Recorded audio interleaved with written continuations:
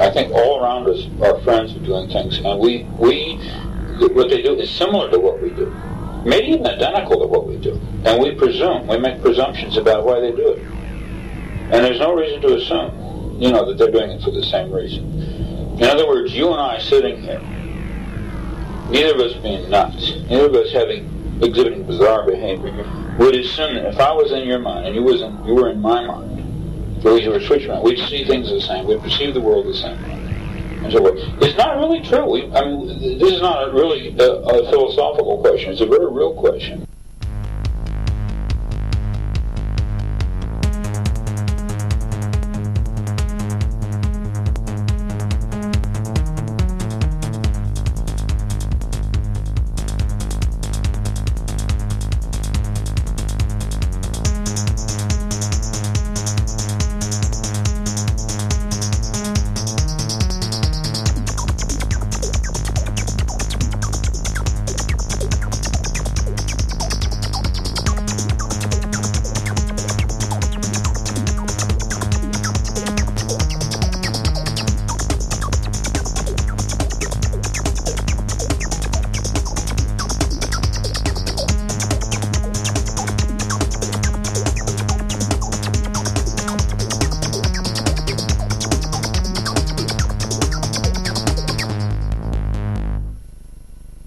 One mystery in the life of Philip K. Dick that still hovers around is the break-in in 1971.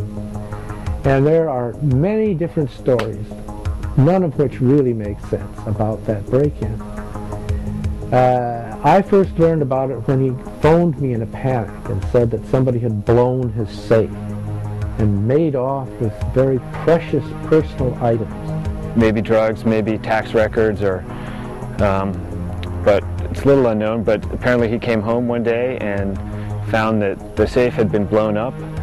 And I think this is kind of crazy, but he called the cops and got the police involved in this, which is really, pretty amusing because of all the drug activity that was in the house and his paranoia of the authorities and all the stuff that, I think it's a real sign of a little bit of a split personality that he would bring the police into this issue. Phil, in talking to me, and as quoted in my book, says the police thought maybe he did it himself.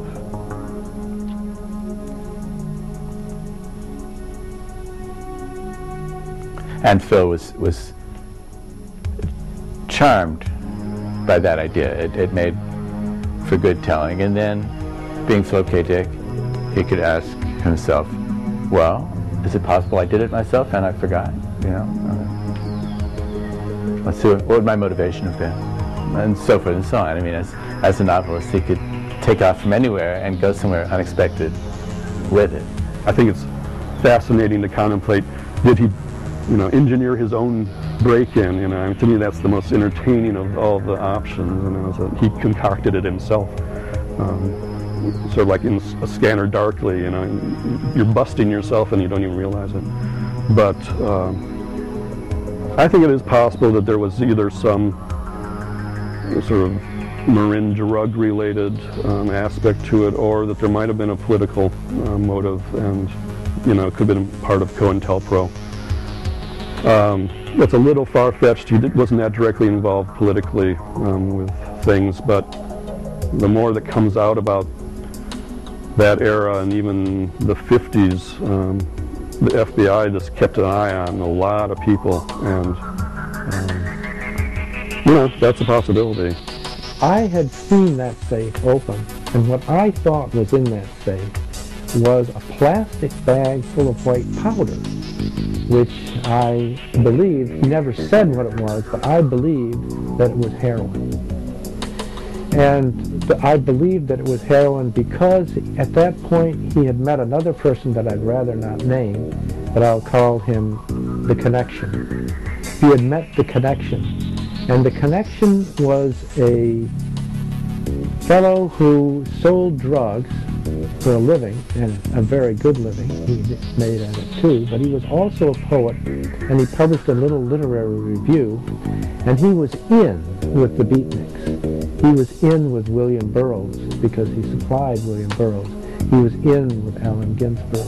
He was in with all these literati that Phil admired. Behind me is the Marin County Civic Center. It was designed by Frank Lloyd Wright sometime in the 60s. You may recognize it as the used in the film Gattaca as the Rocket Academy. The administrative offices for the area are in here, the courthouse, the fire department,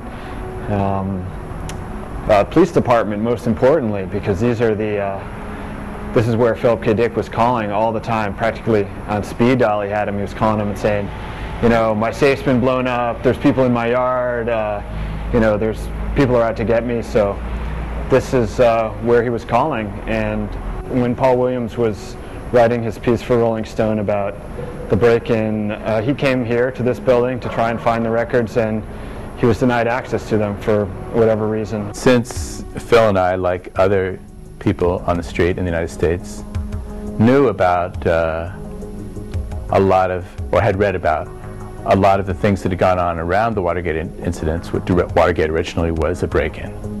And then there were other break-ins where attempts to get information about somebody who might have some information about somebody who'd given money to the Democratic Committee or to the Republican Committee and so forth. And then there was a break-in at a psychiatrist's office, supposedly by the plumbers who were working on the direction ultimately of Richard Nixon. So it's easy to see how this context, which was very real, and things like this did happen in the early and mid-1970s in California and in the United States, how this would fuel the imagination of Philip K. Dick and, of course, of the readers of Rolling Stone.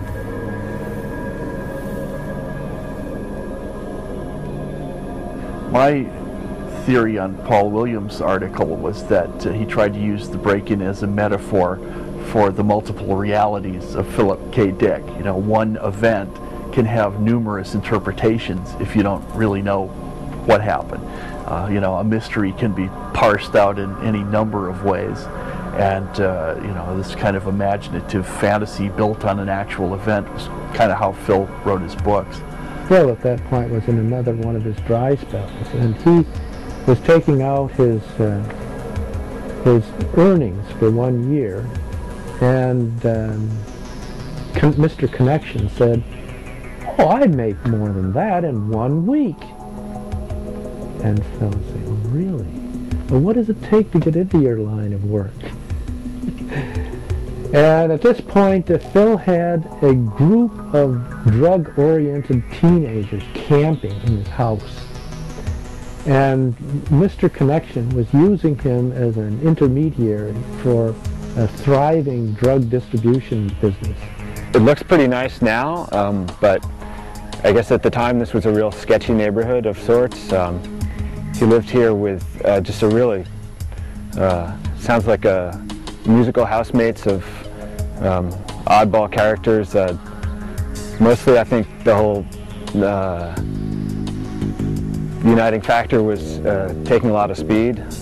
See, this is a guy who had befriended and kind of had an open house for the young drug users, the kids who were burned out using speed and other drugs in this small town environment in Northern California, close to San Francisco, in the beginning of the 1970s. And these young people knew that you could go to this guy's house and he might let you crash there, or you could ask him questions and he'd talk and talk, you know, and he was taking Benzedrine bennies, and you could get some from him sometimes, you know, if you listened to him telling stories or whatever, you know. So he had this strange relationship as a man who, at that time, was over 40 anyway, relationship with teenagers at a very volatile time, even for Marin County, California, who knew that his house was a place you could go to and run into other kids and hang out and even maybe crash if you needed a place to crash. And what I think happened was that one of those girls, the one that he called the dark-haired girl, and that he professed to be madly in love with, I think that she was in love or associated with the drug suppliers. And she persuaded them to give Phil some drugs on credit, which he had in the safe. But then she and her friends blew the safe and took the drugs and left him owing the gangsters for the drugs.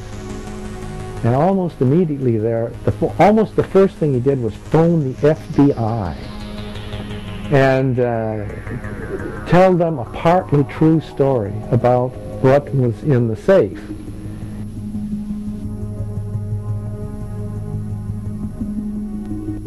Phil never suggested to me that he thought that the FBI thought he was involved in some direct subversive activity, but he thought that they might have suspected it because possibly something he'd said in a novel he'd written was too close to a description of a real secret project. This has happened in the history of science fiction too, where the FBI came to knock on the door of the editor of a science fiction magazine because he published something that made them think that maybe he had inside information about the atom bomb project that was supposed to be top secret. Well, it really wasn't new to science fiction, but the story was so detailed that it made somebody at the FBI or somewhere decide that they should investigate this. So again, Philip K. Dick, he pointed, if I remember right, specifically to his novel, The Penultimate Truth, and thought that maybe there was something, that a hypothesis he'd come up with that was just too close to home. After that, he began to make plans to leave, rapidly making plans to leave, and he left and went to Canada and entered a drug rehabilitation program in Vancouver called Ex-Calais, which was primarily there, as Synanon was originally, to help heroin addicts or recovering addicts. And Phil joked about the fact that he had to sort of deceive them into thinking that he was a drug user, which he was. He'd been an amphetamine user for years and years, so he could just expand on that. But because he needed help and he had the idea that these people could help him somehow, he tried to disguise himself as somebody who would fit their parameters, that they could help him, because he was suicidally depressed and at loose ends and whatever. And so to him it was a good joke that he had to pretend to be a drug user in order to get help. He thought going to Canada he would escape from these gangsters that he owed money to, and that it's not a good idea to owe money to those people. But almost immediately they found him in Canada. He was coming out of Ex-Calais. He wrote me a letter about it. He was coming out of Ex-Calais, and there he saw a man in a suit that was just a little too good. And the fellow in the suit said, "You know, sooner or later, one way or another, we all have to pay our debts, Phil." So Phil was absolutely beside himself. He thought they were going to kill him. And so that cured him of any interest that he might have had in drugs thereafter.